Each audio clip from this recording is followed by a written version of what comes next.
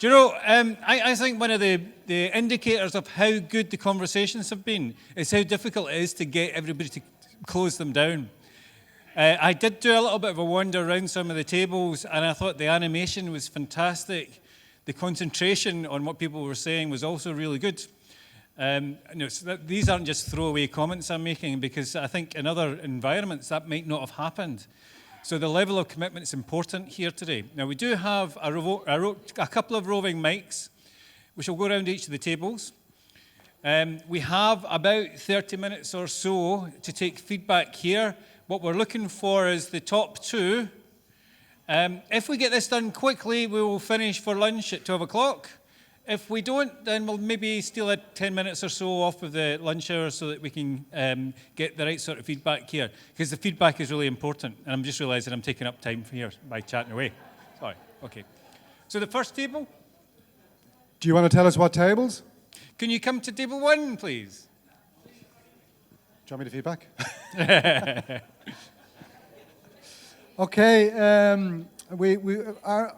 Obviously, it's very difficult to choose the top two, but you insist. I do insist. So our sense was that in order to have true recovery education, one of the key things that's necessary is multiple partner perspectives, because there's so many different views of what recovery education is. So the multiple partner perspectives, so whether that's kind of inside service, whether it's service user, whether it's family, whether it's community outside, whether it's professional, academic, that's what creates the best opportunity. Is that fair to say?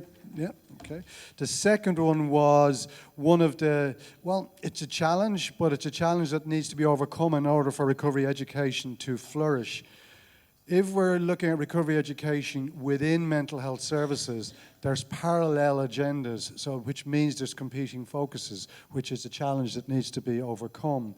Whereas if we're engaged in recovery education outside of mental health services or in partnership with mental health services, then the focus can be a priority on recovery education. So that's a challenge we need to overcome in order for the flourishing to take place.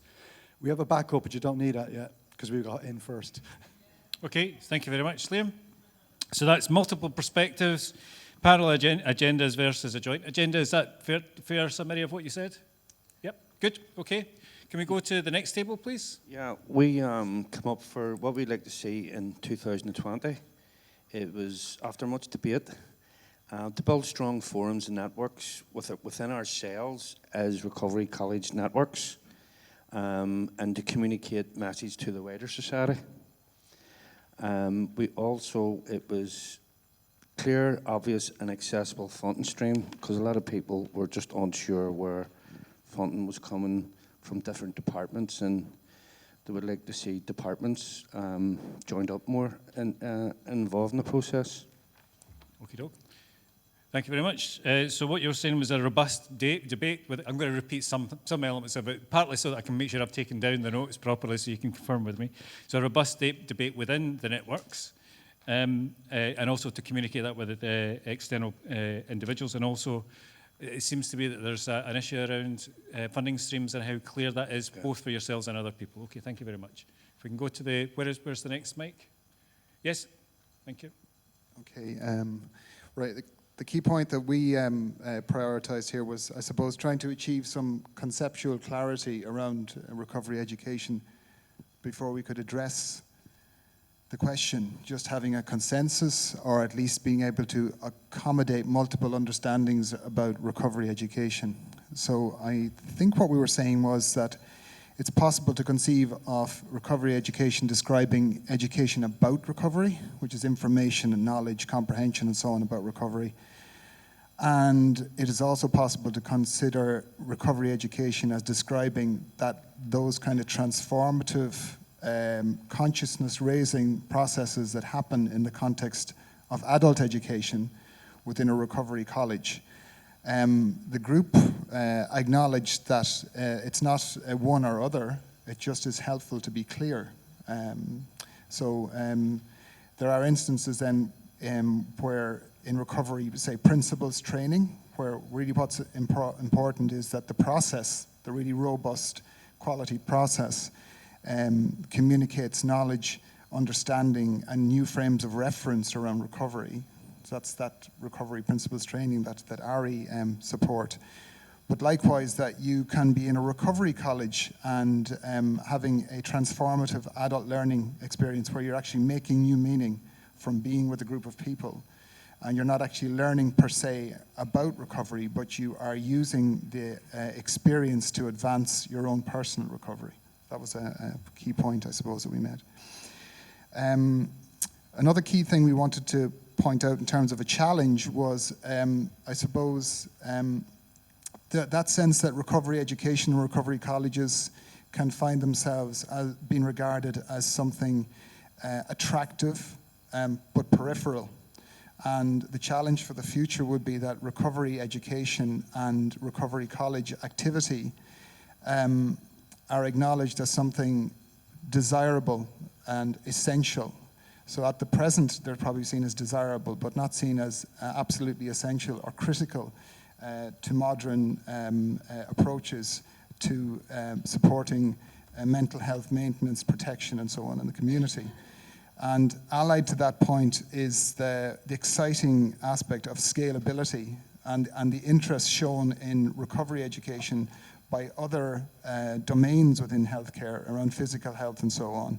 And the idea of having dialogic approaches to supporting health is really beginning to excite the imagination of, we say, primary care partners and so on as well, who have a broader remit than ourselves. Thank you.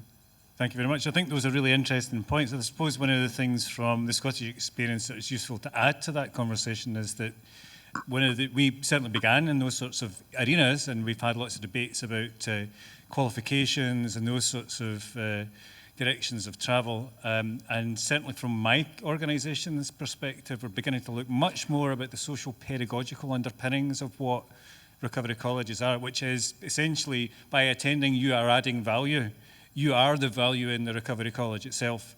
And I suppose it relates to the point you made earlier on about the frames of reference and making new meaning. That's the beginnings of a recovery conversation, certainly. I think the other aspect of it that I think you're hinting at, which is actually probably pretty crucial to the next stage of the debate, is how professionals understand recovery from their own perspective and their own experience. I have yet to meet anybody in my line of work who can genuinely tell me they've never experienced distress in their life. And as soon as we allow that connection to occur, to think, now this is how I felt in that position, you have a connection with other people. So these are some of the other aspects that are around the debate that you've had and underpin all these sorts of things. Thank you very much. Next table. Sure. Yeah, we'll give you our two main points, one from the first question and one from the third question. In the first question, I suppose overall we said that we have areas and pockets of positivity, and we have groups of people who are, involved, switched on, understand recovery education, are invested in it, but it's not a whole systems approach. It's not just everywhere at the moment. And in relation to that, we said that, currently, I suppose, there's an understanding of the need to incorporate recovery and recovery education into the recovery into the service delivery, but no understanding of what recovery education necessarily is just now. In relation to where we want to be in 2020, we said that we really wanted to be a whole systems approach, and that will take account of the methodology of recovery education, and that it's something that maybe doesn't become colonized, that it's actually true recovery education, that it is learning and development, and that's embedded everywhere: colleges, services, communities, families, individuals. That it's in recovery, it's embedded at all levels, and that results in then, I suppose, a proper co-produced service that actually provides something that really does meaningfully help service users, families, staff, communities, that actually helps the whole society, and that is something that not is mandated, but that is something that is absolutely expected that you do once you are connected to or linked in with mental health services, whether you are attending or whether you are working within them. That's really interesting to hear. I think particularly when you look at the history of recovery colleges from the American perspective, that was a bit of social movement from a group of people who were not being served by the health system there. And it was about generating your own resources. A whole systems approach is a totally different. So we're not learning from the American experience. We're creating something completely different and unique to the Irish experience. And I think that's exactly, that's the core of what we're trying to do in Scotland as well. So it'd be interesting to see how far you go on with that. Get the next script. Okay, we had a great conversation. So here are two of our main points. One was to kind of move away from the mental health services to the community, and just that it's kind of everybody involved, and that it's not just one section of society that deals with mental health, that it's for everybody to get involved, that it's to get in the education in developmental stages right through life, that it's not linear, it's birth, death, it's part of life cycle, so to get in at each stage and get the education in there. And we looked at kind of what the marketing, advertising of recovery, how it's portrayed, and can we call it something better? So that's what we looked at. Fantastic, absolutely fantastic. All of these things, again, I'm going to keep on referring back to Scotland because it's the comparison that I'm really interested in. And we actually have those conversations. Now, is recovery the right word? Is it blindsiding us to the things that we could actually be doing? And is it being misinterpreted by people? And actually, it is misinterpreted. So I think you've actually got to the nub of some of the underlying tensions that we need to try and address if we're going to move things forward. Thank you very much for that. That's fantastic. Next group. Hi, how are you? So we had great discussion here. I think probably we talked about a lot of talk about prevention, education, particularly in primary school. We're saying where are the children in all of this? As Gillian was just saying, get in early. And then publicity. Publicity within the community, but also publicity within the healthcare services. I know that's already been covered, but there were two of the big points that we discussed. Anybody else to? No? Okay, thank you very much. In Scotland, we have the See Me Anti-Stigma campaign, which has been ongoing for the same length of time that we've been around. And it has taken some of those approaches that you've talked about, raised awareness about stigma in particular, but also began some recovery conversations. And some of that, you're smiling, Heidi, because you know I'm talking about things that you've actually been doing in your local area. And it's difficult for me not to talk about Scotland in these sort of contexts. But I think what you're picking up there about investing in children and young people, we are now beginning to do in Scotland. So we're talking about teaching things around approaches like philosophical inquiry, which builds dialogic skills as opposed to the zero-sum skills that we can see via Twitter. You know, I win, you lose. And these are really important in order to communicate later on and to build esteem and self-confidence. So bang on, thank you very much for that. The next group. Hi, so what we said was in relation to what do we need for recovery education to flourish in Ireland, we said we need recovery champions, and that really all these people are, who they are, is just human beings who are willing to take the lead as human beings, whatever role that they're in, whether they're leaders, whether they're managers, whether they're staff, whether they're friends, that we're all just people, and it just needs just another human being to take the lead in that. Then our other point on it was that for recovery education, that within it, recovery, you don't necessarily know recovery education when you see it. You might do, but you definitely know it when you feel it. So it's a feeling that, you know, I belong here, and I know that I belong here because I feel like I'm welcomed. So, and that's when recovery education can happen, is when, you know, you feel good about where you are. Thank you very much for that. I think that gives some essence of the community sense that's around recovery education or recovery colleges, and it's absolutely essential to their ability to flourish. I think the other thing as well that you've picked up about recovery champions, and it's interesting that terminology is being used because you have somebody who is a recovery champion within your midst, is the challenge around being able to talk about lived experience in environments like this. For example, if you have another hat that you wear. And in Scotland, our chief executive of the NHS talks about his challenges around depression and anxiety in front of large audiences of nurses and doctors. And I think that's great, and it does begin to undermine some of the stigma. But the challenge is that not all of us are chief executives. He's reached the pinnacle of his career. We have a long way to go for us to have those open conversations, and we need to have them. I think that's what we aim to do. Thank you very much. Next group. Hi, our first point was a whole community approach, which has been covered. So I'm moving to number 2. And in 2020, we talked a lot about sustainability of recovery education and how do you keep it going.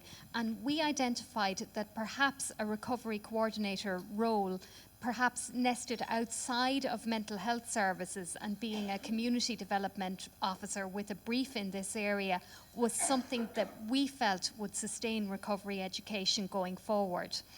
Our third point, we talked about maybe a consistent menu with choice in terms of recovery education. And what we meant by that is the differences between Dublin and Kerry and Dublin and Scotland. And how do we standardise what we're delivering in terms of education, because we all identified that education was a name and this wasn't healthcare, it was education. But how do we also make it a little bit different? Because in the Kerry Peninsula, people are 40 or 50 miles away from the education centre, and how do you bridge that gap? And we discussed some models already in use in the country, perhaps a Mayo model, but that may not necessarily adapt to Kerry, and we felt that was a really important part of the conversation today. Again, that's getting right to the centre of a lot of the conversations that we've had beyond here. The event that John assisted us with, we looked at the South London and Maudsley model, which was being used wholesale across England using incentives from Sequin money. And you've just, exactly what you've described was part of the challenge. It was consistent, but it didn't meet the needs of local communities. And that is really important. I think there is something about what the core is, but you do absolutely need that flexibility. Apart from anything else, one of the innovations that really innervated me around recovery colleges was looking at high secure facilities, forensic high secure facilities, where there was actually fewer resources to bring in, and they had to make use of what was within the hospital itself. So you had classes on fishing, for example, in a high secure setting where you weren't allowed to use rods or, you know. So it involved a lot of imagination and a lot of skills in order to present that as a patient, for example, to the rest of your core group. But that was the sort of innovation that was absolutely needed, because the outcome of that was a patient who had a different identity. I'm not a patient anymore. I'm the guy that knows about fishing. And that identity is what you're really seeing transformed by recovery education or recovery colleges. So thank you very much for that. Thank you. Next group. Yeah. Is there a next group? It's me. Oh, right. Thank you. Can you hear me? Yeah? Yes, yes. As at this table here, most of us are either service users or were service users. What we were coming up with was kind of very when the rubber hits the road kind of thing, to meet each individual where they're at, rather than a one-size-fits-all thing, which is very much part of the old model, let's say. I think what we were all about was education and around stigma and, you know, to break down those barriers that there are around mental health. It's kind of a them and us thing. Mm-hmm. And also a very important part, and it was a great discussion we had really, to talk about the voice of the service user, their own voice. And I don't know whether it was maybe the first time it kind of happened, possibly for some people at this table, was what their needs will be addressed, and where they were will be addressed. How simple that might be. I mean, somebody brought up the thing of, say, offering a RAP program, when a person wasn't even in a position to take that on, but maybe what they would like is a walk, you know. Just that simplicity of things as well. And it's to be person-centred, really, not system-centred. Labels that we thought too were a way of kind of putting people out of the picture. That's your label, you know, you don't count. But the pure thing about recovery and education and recovery college and the person's voice, it's a real beginning for people to know that they even have one.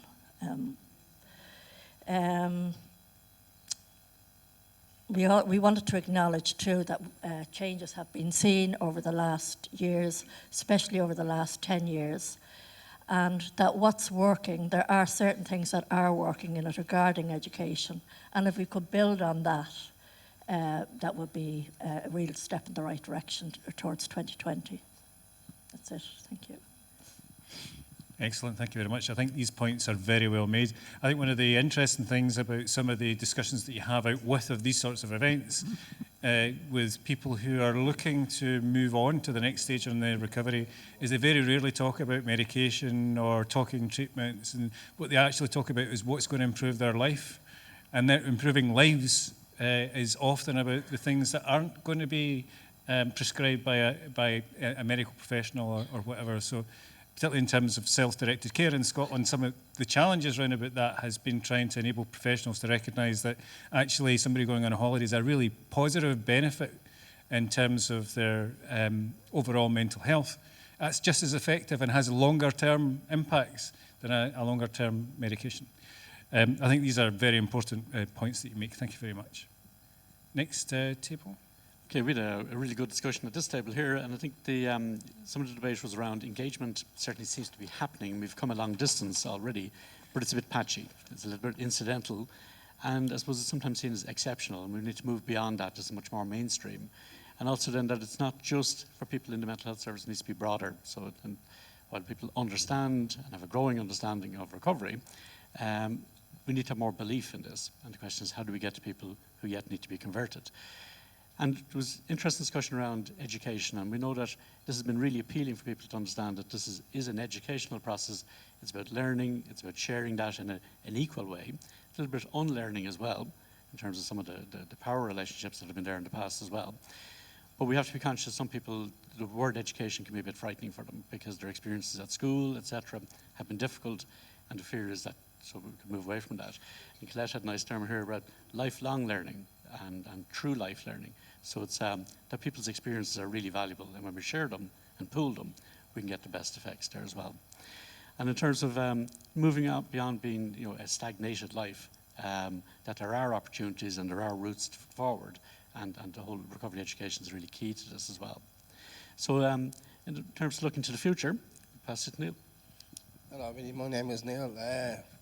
For the where do we want to be by 2020? I'd say in a fully funded recovery college that has all its bases around Ferrarian education, of not lodging information into the person and then getting them to regurgitate back, but to sit with the facilitator, and even the facilitator to say, hang on, I'm now part of the group. So by 2020, hopefully we'll be all grand. That's brilliant. Thank you very much. I don't think there's anything else I can add to that, actually. Thank you. Is that us? Sorry? That's us. All right, Grant, thank you very much. Thank you very much for those contributions. I think they're actually very powerful, and they actually ring bells for us in Scotland, because a lot of what you've talked about, we've had some debates around actually not that long ago. So some of the things that you've talked about, we raised in October, November of last year. So I think that there may be a feeling in the room that perhaps we're quite a distance ahead. And there are some things that we've done that you can definitely learn from. But there are other things that we are pretty much in the same sort of space around. And I think that's one of the positives of coming to this meeting today, is there are things that we can share amongst one another. And some of the initiatives that we're trying to take forward in Scotland, we're more than happy to share with our colleagues in Ireland. In order to help you move things forward. But there are a couple of points that I would make it on the basis of some of the feedbacks here that we've got. And you'll be happy to hear we're actually bang on time now. So I've got 5 minutes to give you a roundup of what we said so far, and you'll be able to have your lunch on time.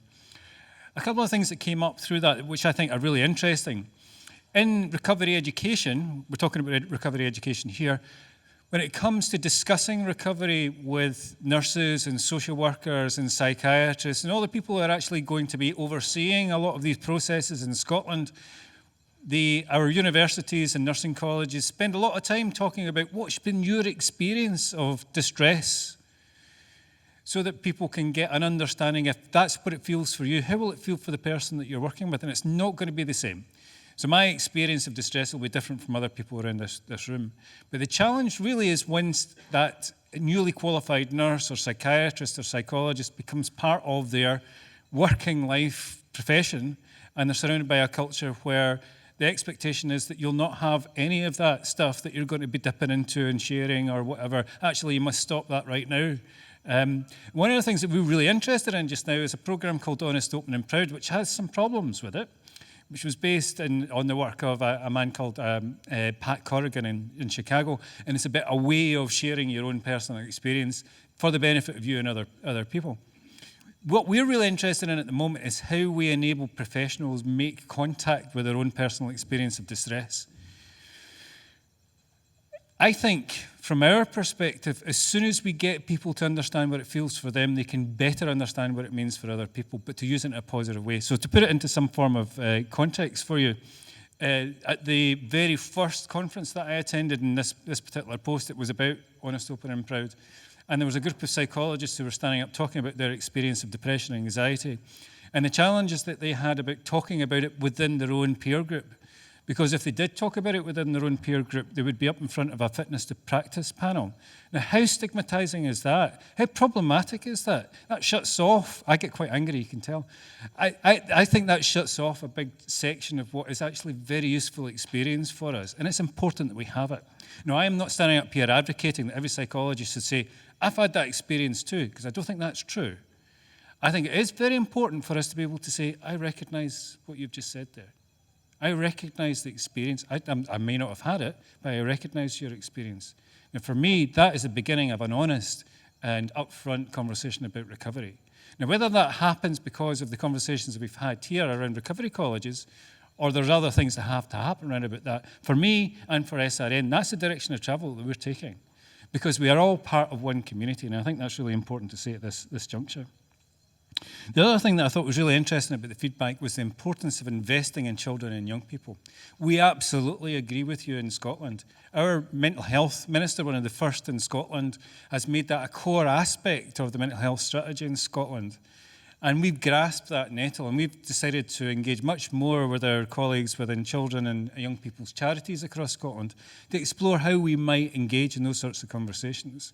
So we're really excited about the prospect of a philosophical inquiry and dialogue with children and young people and how that might prepare them for later life. I'm also really interested in the developing things like listening skills really early on in a young person's experience. So, for example, I'll tell you about a personal story from my experience. My son, aged 4, his teacher was coming to the end of her career, and she really didn't care what the head teacher thought of what she was doing. What she thought about was, this is going to be important for the people that are in my class. And what she decided to do was to teach 4-year-olds how to listen properly. Now, I'm a qualified addictions counsellor, and I thought, there's no way that's going to work. I know my son, he doesn't listen to me. He's not going to listen to anybody else. And that kind of shows you where we tend to position ourselves when we have some form of authority over other people. We make judgments about what is possible. And actually, that teacher, because of her faith in my son and his cohort, and the time that she spent doing something very, very simple, which was take turns, listen to what's been said, and add to what's been said, and give positive feedback. My son now has a cohort of friends, and not friends, let's be honest. He's got a cohort of people who are actually willing to listen to one another in a proactive way. And they talk about mental health like I have never talked about mental health.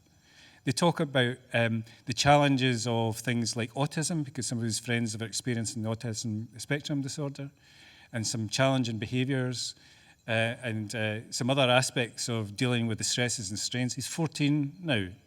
He's not perfect. But for me, I think he's got the perfect peer group. And it will it'll stand him in good stead in the future. That teacher was gold dust. And I think we need to find those bits of gold dust and take them forward into our recovery colleges, into our education systems, into our investment strategies. These things are really important. So this conversation is about recovery education. It's about education, it's about recovery. These two things they're not inseparable from one another.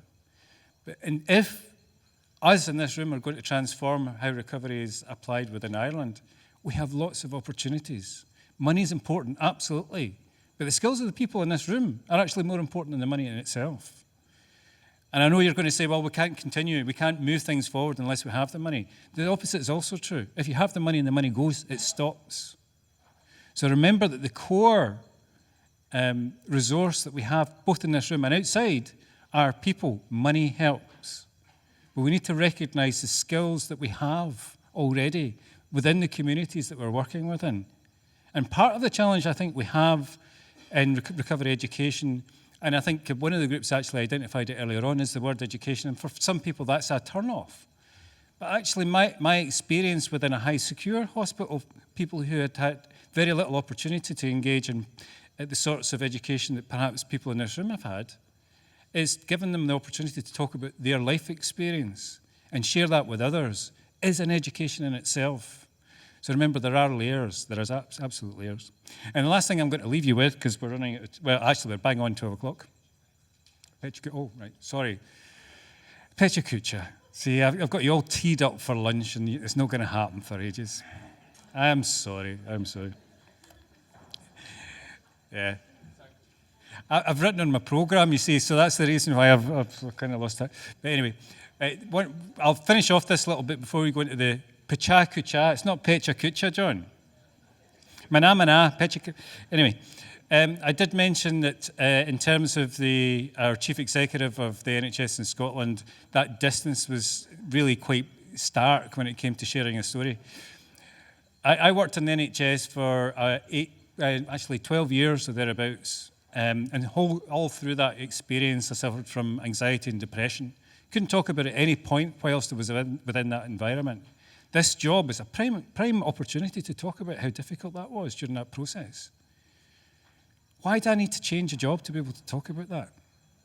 I'll leave you to think about that while we move into the Pecha Kucha, not Pecha Kucha, John.